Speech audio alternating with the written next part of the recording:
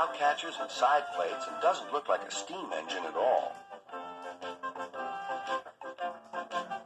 He takes freight cars from farms and villages to the main line and is cheerful to everyone he meets.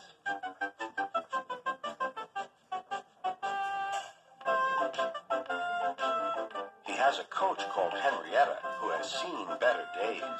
"It's not fair at all," she grumbles, remembering that she used to be full and 9 cars would rattle behind her.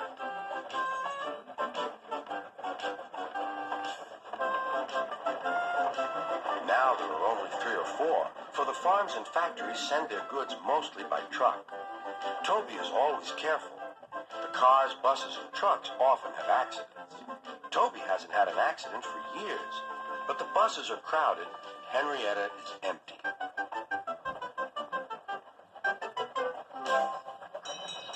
A lady and a stout gentleman stood on Toby's platform. He was, of course, Sir Topham Hatt, but Toby didn't know this yet. "Come on, grandfather," cried the children. "Do look at this engine." "That's a tram engine, Stephen," said Sir Topham Hatt. "Is it electric?" asked Bridget. "Whoosh!" hissed Toby. "Shh," said her brother. "You've offended him." "But trams are electric, aren't they?" "They are mostly, but this is a steam tram." "May we go in it, grandfather, please?" "Stop," said Sir Topham Hatt to the conductor. They all scrambled into Henrietta. "Hip, hip, hooray," chanted Henrietta. But Toby didn't sing. "Electric indeed, electric indeed," he snorted. He was proud of being a steam train. "What is your name?" asked Sir Topham Hatt. "Toby, sir." "Thank you, Toby, for a very nice ride." "Thank you, sir," said Toby. He felt better now. This gentleman, he thought, is a gentleman who knows how to speak to engines. The children came every day for 2 weeks. Sometimes they rode with the conductor, sometimes in empty cars. On the last day of all, the driver invited them into his cab.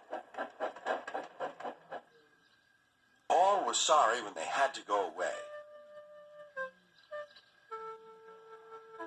And Sir Topham Hatt and his family thanked everyone. "Come again soon," replied Toby. We will," called the children. And they waved till Toby was out of sight. The months passed. Toby had few cars and fewer passengers. "Our last day, Toby," said his driver one morning.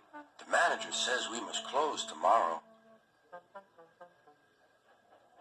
That day, everyone wanted the chance of a last ride. The passengers joked and sang, but Toby and his driver wished they wouldn't.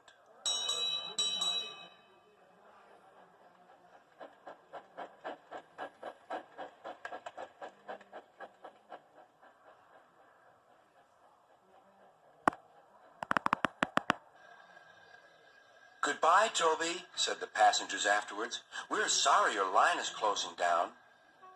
"So am I," said Toby. Nobody wants me, Toby thought, and went unhappily to sleep. Next morning the shed was flung open, and old Toby woke with a start to see his driver waving a piece of paper at him. "Wake up, Toby," he shouted excitedly. "The mail has just arrived, and there is a letter for us from the stout gentleman. Maybe it's good news."